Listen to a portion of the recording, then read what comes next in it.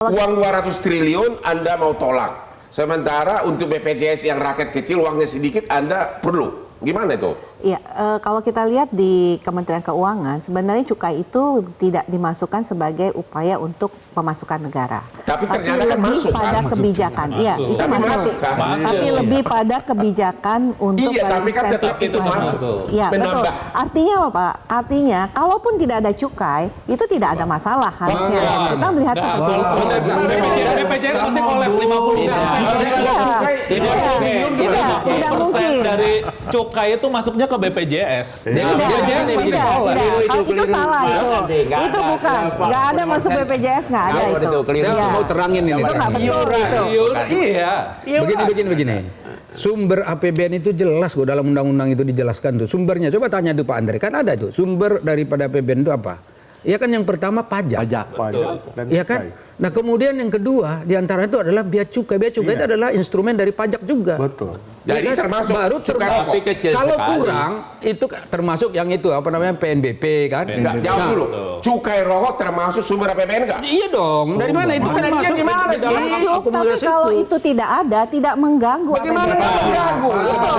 Mungkin ditanyakan aja ke Pak Prabowo, mau nggak kehilangan 213 triliun dari situ. Pak Orman. Jadi kan fair aja gitu. Penerimaan negara dari pajak itu 2.000 triliunan, ya. Ya. Cukai itu 210%. Ya. Kalau kita substitusi kegiatan yang lain, banyak yang belum diambil. Misalnya apa? Bisa. Misalnya apa? Kalau di negara yang lebih maju kayak Indonesia. Cina, 40 Di Indonesia pajak apa? PPA. Di Indonesia apa? Ya, kita bisa 200 triliun itu kita dapat dari mana? naikin pajak buat yang Naikin income-nya pajak. tinggi. Bapak gua habis dari sini. Ya, apa-apa. Rakyat yang sengsara. Kita bukan pajak yang rakyat kecil, yang model Bang Otman ini. Gini Pak, Di kalau Cina pajak itu naik, di Cina nanti itu, Pak, rakyat kok Gini, ekonomi jadi Nah, naik. gini, Bang Iya. Orman. Sebetulnya begini, ini yang saya katakan tadi, DPR itu sebetulnya ingin berdiri di tengah, jangan sampai ada ini namanya disparitas perbedaan pendapat Iya. seperti ini. Maka karena itu kita mau ke tengah, jangan juga tertutup misalnya bisnis itu, lalu mereka ya katakanlah dalam tanda petik mereka nggak mau berusaha atau tertutup lapangan pekerjaan yang katanya 66 juta tadi. Di sini juga jangan sampai tadi ada namanya perasaan bahwa ini kok kita nggak ketat nih soal kesehatan. Bener. Soal kesehatan itu penting kan sudah ada tempat-tempatnya. Dalam undang-undang diatur kok ada tempat-tempat tertentu Oke. orang merokok silakan. Boleh saya tanya? Nah Pak, sekarang bentar dulu, Pak Tabrani, Bapak tahu nggak 60% penduduk Indonesia ini hanya punya ijazah SD? tahu. Dan yang kedua, Bapak tahu nggak anggaran pendidikan, contoh universitas, hanya sekitar 28% dari APBN, nggak ada uang. Jadi penting mana?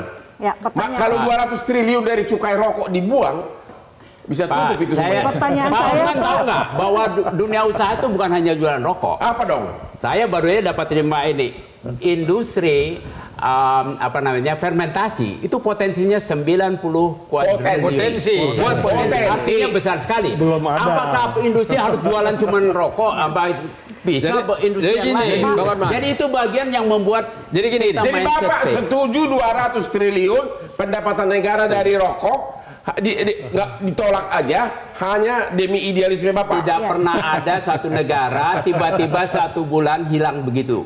Prosesnya tidak pernah terjadi karena orang sudah kecanduan, dia tetap beli. Jadi gini, Coba Bang lihat Orman. di Gimana, Thailand, gimana, gini, silakan. saya sejujurnya saya tidak merokok Bang Otman. Ya. Tidak ada saya kepentingan saya untuk memperjuangkan rokok segala macam. Tidak ada. Ini hanya untuk kepentingan masyarakat. Ya. Tapi yang paling penting di sini adalah bagaimana tadi ini.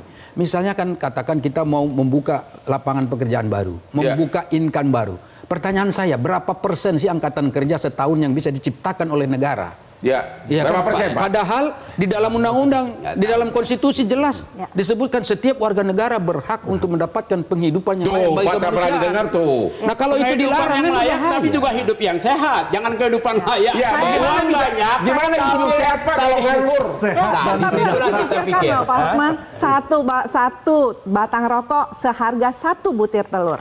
Kita tahu stunting itu masih masalah di masyarakat kita. Jual telur Gimana yang kita? banyak, Coba bisa. bayangkan, kenapa nggak ditukar 1 batang rokok dengan 1 butir telur?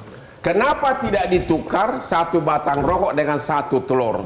Kenapa tidak dipikirkan apa yang terjadi kalau APBN kehilangan 200 triliun lebih? Ketemu lagi di Hot Room.